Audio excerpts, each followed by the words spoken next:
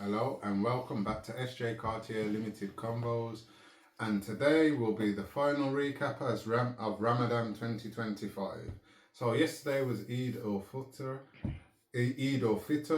and yeah, we had a lot of food. We celebrated Ramadan ending, and to be honest, I will say I am a little sad it's gone because when Ramadan is around, we feel that extra pressure as Muslims to actually do a lot more acts of service for our deen, for each other, for ourselves. And when Ramadan leaves, it will kind of, unfortunately, minimize by most of us immediately after after Ramadan has ended on Eid. So in my reflection, I want to reflect on my last week of Ramadan and I want to reflect on Eid and how I'm kind of looking at it and how I do look at Eid now, especially because I mentioned it to someone yesterday. I feel like I should elaborate on it even more so. So first of all, the last week, I will say it was a difficult last week. Obviously, we had to do a bit of traveling, a bit more traveling, and to get the shopping because we don't have no Islamic shops locally to us that serve Islamic food. So I had to travel a bit further to get these foods and prepare ourselves ready for Eid. As well as that, it is now the last week of Ramadan, so fasting seemed to be a little bit more harder. I felt like needing food was coming a bit more regularly around the 5 o'clock, 4 o'clock times than it was in the first couple of weeks, whereby I did feel a lot more energized even when it was coming to opening the fast. So I will say it was a lot more difficult. I did actually participate in more salahs. I actually did get to pray salah also in a different masjid than a masjid I've prayed in a lot in over the last year, but just a masjid I hadn't prayed in already during Ramadan. So I got to lay my head at a key time, I'd say, during my fast as well. Got to lay my head and bow my head in another masjid. So that is a positive, I'd say, for the week. I also got to give more charity, which was on the Friday. And I'm gonna go into this because a little thought plan of mine that actually happened. So I actually went to get the last few gifts for Eid, and while I was walking, I thought, you know what, today I'm actually going to give charity now because, as I said from the very start, I've been trying to give charity randomly, but my charity hasn't actually wasn't actually to the people that I believe needed it the most at that time. It was just charity to people who needed it but were already in a circumstance where they are quite comfortable, I'd say. So the fact that I actually was able to now finally see someone sleeping rough on the streets, and it was just quite fortunate, I'd say, because I always wanted someone that looked like a rough sleeper to actually just get them food, give them a little conversation, and give them a bit of good spirits for the day, to be extremely honest. And I actually was in Bath, and there was like a woman, she was sleeping on the floor. And I thought, you know what, she was actually like looking at, she was like that, sleeping out cold. I thought that's the person for me to give some food to and hopefully revive their day. And fortunately for the next person, he was just there playing drums, and I thought, because they're both out there obviously for money, trying to make money, she's obviously trying to beg and hopefully trying to get people to give her money, and he's obviously playing music to get money. I thought it's obviously nice to give them both charity. So it was quite funny actually, because I did go in the first bakery shop and the pasties were like £5. I didn't really have enough money, so I had to walk out of there. I had to ask them where the Greggs was so I could find the Greggs. So I actually went and got them both like a cheese and pasty. I got them two yum yums each and a bottle of water. And I gave first the geezer that was playing his guitar. Actually, he wasn't playing drums; he was playing his guitar. Gave him his, he gave me his thank you and that. I had to actually use the water to tap the young lady that was sitting on the floor to kind of wake her up because she wasn't acknowledging when I was saying hello. So I had to tap her and say hello, love.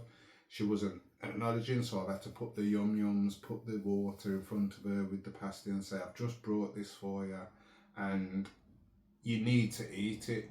She was ignoring me for about 10 seconds, and I carried on repeating. And she said, "Yeah, I will eat." And I seen her look up a little bit. I was okay. Then you've responded. You're awake. Whatever. You've come back around. And then it was quite funny, as I said to my partner actually, because then I went and done the rest of the shopping I had to do.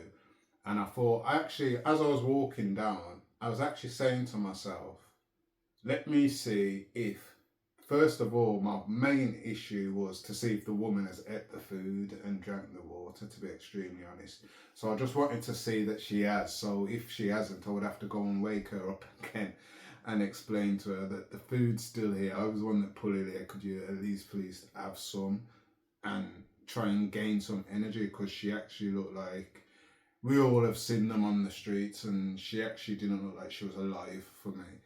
Obviously, she may be on other drugs as well. This is another reason I will point out why I don't actually just give food to these people either, because I realise they are on other drugs and harder drugs. I don't want them to then take my money and go do something haram with it. I'd rather at least know when I'm giving you food. If you go and spend the money that you may have wanted to spend on food, on drugs, then that's up to you. But my money and this food is going to you, and I know you're getting food and you can't return it, you have to eat it. So I know you're actually getting some type of nourishment for this. So that's the reason why I like to buy food specifically and not just give monetary cash, especially to the ones that are in need the most. So yeah, when I obviously wanting to make sure she's eating the food, I'm walking down, and from like kind of far, it was, I kind of could see her. I could see her, and it was like, it actually put a smile on my face, because for me, the man, obviously, I know the man was playing his guitar throughout the day, and he'll have breaks throughout the day, but I feel like just from like, this is our last so wonderful. I'm asking to see, just make sure you've ate the food.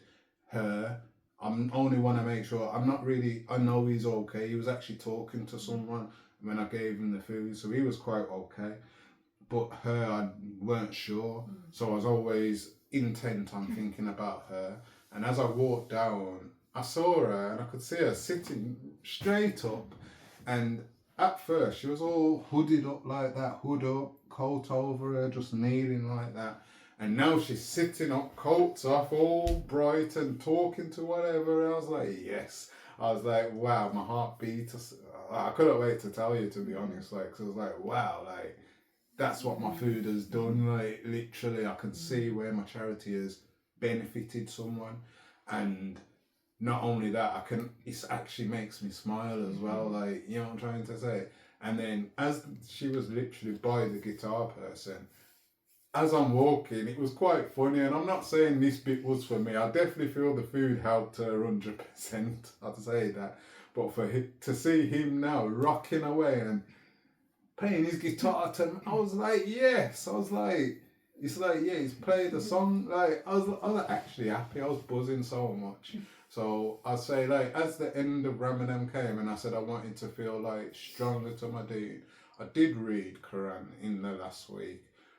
I didn't pray as much as I did in the weeks previously, but we stayed up all night and prayed, we done du'as. I got up for Fajr as well on more occasions than I did in the previous weeks. And my charity, I say, made me smile a lot more than any of the charity I'd done throughout the rest of Ramadan, I'd say. So yeah, it was quite nice to feel those feelings. Then we come to Eid, and this is what I said to someone yesterday. Then we come to Eid, and since Eid was yesterday, and it's been what, 30 hours, 40 hours, whatever it is, I haven't prayed once yet. I actually haven't read the Quran yet. We've listened to talks, but I haven't prayed. I haven't actually got to lay my head, and even on Eid, even thinking about it, and this is what I was thinking about last night, I haven't said this to you yet. Like, last night, I was like actually there thinking, talking to someone saying, yeah, it's quite funny that, yeah, I'm stuffing my face now, but really, we've just come out of Ramadan, and it's quite funny that we all go straight to stuffing our face. And our bellies have shrunk, and we've just come out of Ramadan where we was eating completely healthy foods and planned out how we ate it. We ate it at specific times. We made sure we ate to make sure we drank water and fluids to make sure we got through our fast the next day. We also were more aware of the foods we were buying and eating, not just eating but also buying. Yeah, and then we come to Eid and we just snapped out on. Yes, we had a lot of healthy things that we don't normally have, I'd say, as well. But we also had a lot of snacky things. Do you get that? So the fact that we were stuffing our face on snacks is quite funny that most of us as Muslims, we actually do that. We come out of a month where food was restrained. We minimise what we ate. We realise we can get through with what we ate. We realise the sweet stuff actually wasn't good for us. Yes, we may want to have a little sweet stuff when we've opened our fast, but our focus is not the sweet stuff. And eating too much sweet stuff we know would just not be better for us in the next day, even just for the fact that we've just fast. So to put sweet stuff immediately into your body is not good for your health. Do you get that? So it's quite funny that we left Eid we left Ramadan and we go into Eid. So as I know there's some Muslims that do listen to me, this is something I'd ask you. Like, you can put it in the comments. Why do we actually do this? Like, why do we actually immediately forget what we was just doing in that month? And yes, we may say throughout the year now we will become closer to the deen. So I do believe this year I will read more Quran than I definitely read last year. This year, inshallah, I believe I will pray a lot more than I did last year. This year, inshallah, I will be able to give more charity, and my charity will make me smile and make the person I'm giving charity actually smile. Ameen, ameen, ameen. For all of these things, I do believe all these things will happen in this year. But in the immediate first couple of days, it hasn't started off like that. And why do we not immediately start like that, even on Eid? Like, why do we not remember that we were supposed to eat healthy and we were supposed to be conservative of the food and we wasn't supposed to overfill our stomachs? Why do we do this? So it's just a little thoughts for me for the end of Ramadan, as we have now ended Ramadan. And yes, I was happy, I can't lie. When I heard the Eid is tomorrow, I was happy, not just for Eid, but for the fact I feel like it was getting very hard, the fast was, and it was getting difficult. And as it starts getting difficult, you start looking into yourself and starting feeling weaker, and it makes you actually sad when you're not actually doing everything that you was doing at the start, or doing it to the strength you feel that you was doing it at the start, or even that you feel strong enough to actually complete it. So yeah, I was quite happy. But then as Ramadan come, I actually feel sad a bit, because I know these acts of deen, this is where I'll see how much Ramadan actually changed me this year. Because I say last year, I say it helped me with my temperament a lot more. I think it focused me more on how to be a family man and continue to be the growing man I am, than the little boy who has chips on his shoulder because of certain history. So yeah, that was what I feel last year was. The year before that, I think, was the year we cut out. No, it was a couple of years before that we cut out alcohol, innit? You know what I'm trying to say? So I think it's been 3 years since we cut out alcohol. Coming up to like 4. I feel like it's been 4 years, isn't it? So yeah. So what was it the year before? Either which way, I believe every year Ramadan has changed me and I've made some type of change in my life. So this year I still have the Quranic app on my phone that I plan to read wherever I'm going shopping for the family, whether I'm going for the business. I will continue to try and pray more. I will also continue to try praying more variety of masjids, and that way I will hopefully get to increase my iman as I get to hear a bit more understanding from other imams, and just get to pray in a different masjid and just feel a different energy sometimes. So yeah, I feel like that will be happening this year. I know these things will be happening this year. So yeah, thank you for listening again, and I hope you've all enjoyed my Ramadan week reviews, and I'll get back to SJ Cartier Limited combos and all the other stuff that I was talking about previously. But as I say, throughout Ramadan, I was mostly focused on my Ramadan, and yes, I may have been posted on my socials a bit only products really and not much about Ramadan. But as you see via my YouTube, I will tell you exactly what I've been getting up to via Ramadan as a Muslim in the UK. So yeah, thank you for joining me again for SJ Cartier Limited Combos, and have a good day.